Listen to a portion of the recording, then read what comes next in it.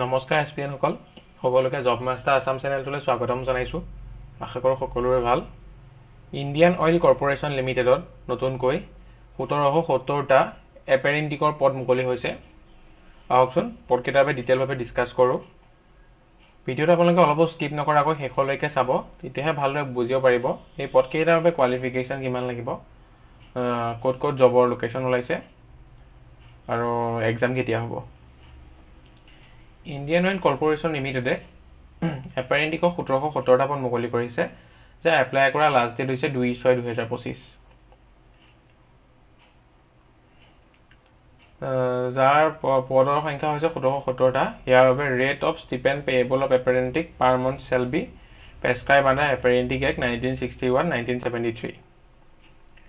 ইয়াত minimum as limit দিয়া হৈছে 18 বছৰ আৰু মেক্সিমাম 24 বছৰ।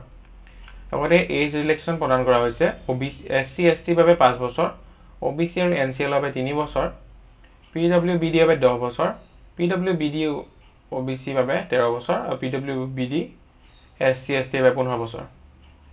এপ্লিকেশ্যন ষ্টাৰ্টিং ডেট 3 মে 2025 আৰু লাষ্ট ডেট 2 জুন 2025।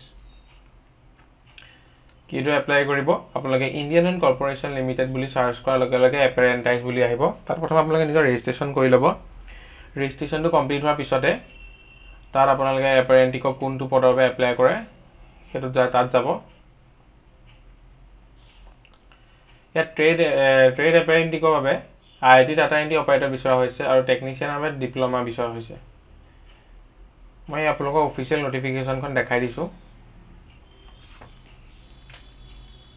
এইখন আছে অফিচিয়েল নটিফিকেশ্যনখন। Trade apprentice attendant operator chemical plant discipline chemical qualification বিচৰা হৈছে 3 year BSc maths physics chemistry আৰু ইণ্ডাষ্ট্ৰিয়েল কেমেষ্ট্ৰি। ইয়াৰ ট্ৰেইনিং পিৰিয়ড হৈছে 12 মাহ আৰু ইয়াত অসমৰ বাবে আছে 17টা পদ। Trade apprentice discipline mechanic fitter matric with ITI in fitter trade of minimum 2 year duration with pass class. ইয়াৰ বাবে ডিগবৈ পোষ্ট হৈছে এটা, ইয়াৰ পোষ্ট কম হয়। বঙাইগাঁৱত 6টা, গুৱাহাটীত 5টা।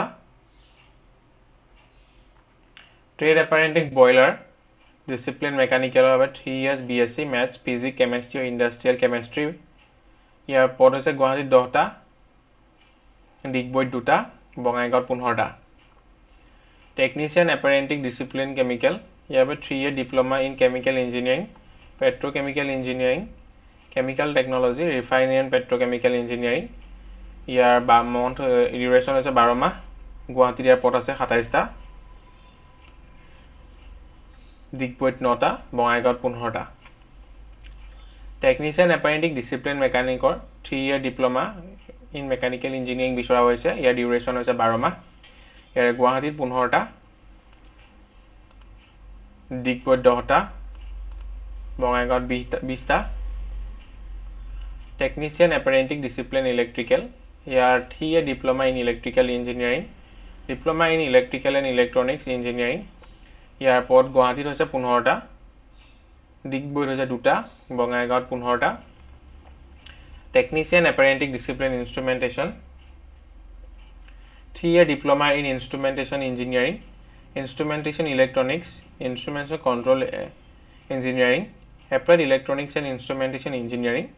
ইয়াৰ পদ গুৱাহাটীত হৈছে 6টা, ডিগবৈত 2টা আৰু বঙাইগাঁৱত 10টা।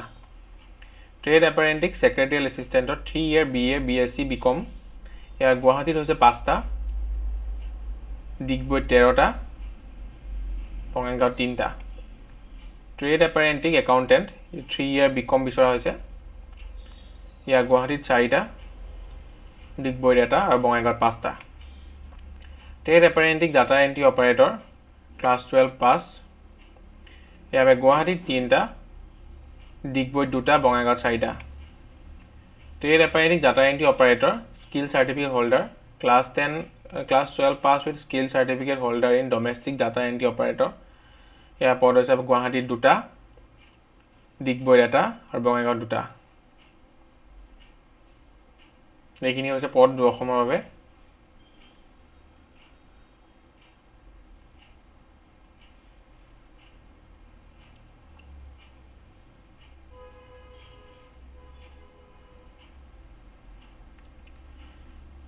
লগতে ডকুমেন্ট ভেৰিফিকেশ্যন আপোনালোকে 10 পাছ মেট্ৰিকুলেশ্যন চাৰ্টিফিকেট ইছ্যুড বাই কনচাৰ্ন চেন্ট্ৰেল এডুকেশ্যন বৰ্ডৰ পৰা আপোনালোকে দেখাব লাগিব 12 মাৰ্কছ দেখাব লাগিব বা ITI ফিটাৰৰ যিসকলে এপ্লাই কৰিব সেয়া দেখাব লাগিব আৰু গ্ৰেজুৱেশ্যনৰ যিসকলে এপ্লাই কৰিব লাগিব তেখেতলোকে নিজৰ পাছ চাৰ্টিফিকেট CGPA থকা দেখাব লাগিব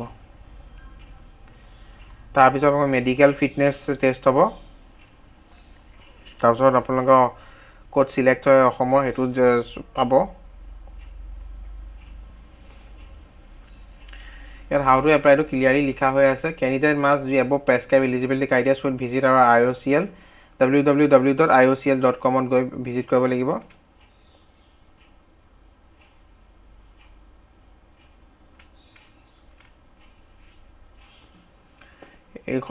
এই ডকুমেন্টটো মই লিংকটো আপোনালোকৰ ডেসক্ৰিপচন বক্সত প্ৰদান কৰি দিম ইমানখিনি আছিল অল ইণ্ডিয়া ৰিক্ৰুইটমেন্টৰ এপাৰেন্টিক পদৰ ডিটেইল ডিসকাশন আৰু আপোনালোকে ভিডিওটো চাই ভাল পালে যদি ভিডিওটো চাই অলপ হলেও লাভজনক হ'ল বুলি ভাবিছে লাইক কৰিব বন্ধু বান্ধৱীক শ্বেয়াৰ কৰিব আৰু লগতে চেনেলটো সাবস্ক্ৰাইব কৰিবলৈ নাপাহৰিব ধন্যবাদ